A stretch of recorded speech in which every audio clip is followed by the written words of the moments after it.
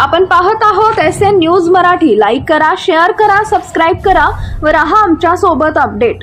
गंभीर स्वरूपाचे आरोप करण्यात आलेले आहे. सुषमा अंधारे यांच्यावर कायदेशीर नोटीस किंवा अवैध नुकसान दावा तुम्ही ठोकणार आहात का?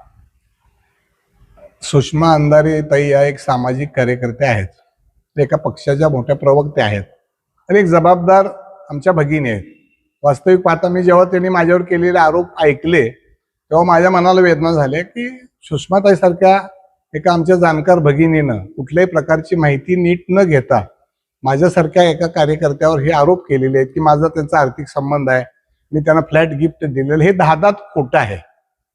सुषमाताईंनी हे जे वक्तव्य केलेले हे धादात खोटं आहे.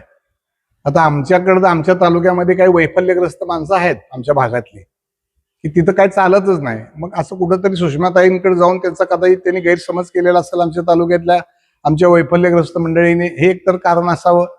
आणि खरोखरच जर सुषमाताईकडे पुरावे असतील त्यांनी प्रसारमाध्यमाला, महाराष्ट्रातल्या प्रसारमाध्यमाच्या समोर रोज ते आहेत, त्यांनी प्रसारमाध्यमापुढे हे द्यायला पाहिजे. आणि त्याच्यापेक्षाही माझी भगिनी म्हणून त्यांना विनंती आहे की या राज्यामध्ये देवेंद्र फडणवीस नावाचे, देवाभाऊ नावाचे खमक्या मुख्यमंत्री आहेत आणि ते राज्याचे गृहमंत्री आहेत. त्यांनी विधानसभेच्या अधिवेशनाच्या शेवटी सांगितलेलं आहे या प्रकरणामध्ये मी कुणालाही पाठशी घालणार नाही.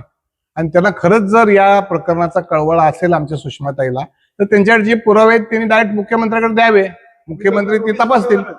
नोटीस पाठवणार आहात का? नाही, मी नोटीस वगैरे काय पाठवणार नाही, पण एक भगिनी म्हणून त्यांना मी सल्ला देईन की तुम्ही जेव्हा जेव्हा टीव्हीवर दिसता त्या वेळेला तुम्ही काहीतरी असलं कुरापते घेऊन जे येता त्यापेक्षा तुम्ही टीव्हीवर असं दिसावं की आज राज्यामध्ये गारपीट झालेली आहे, अतिवृष्टी झालेली आहे, त्यामुळे शेतकऱ्यांचं नुकसान झालेलं आहे, डाळिंबाच्या बागा उद्ध्वस्त झालेल्या आहेत, केळाच्या बागा उद्ध्वस्त झालेल्या आहेत, कांदा उद्ध्वस्त झालेला आहे, लोकांची घरं उडून गेलेली आहेत.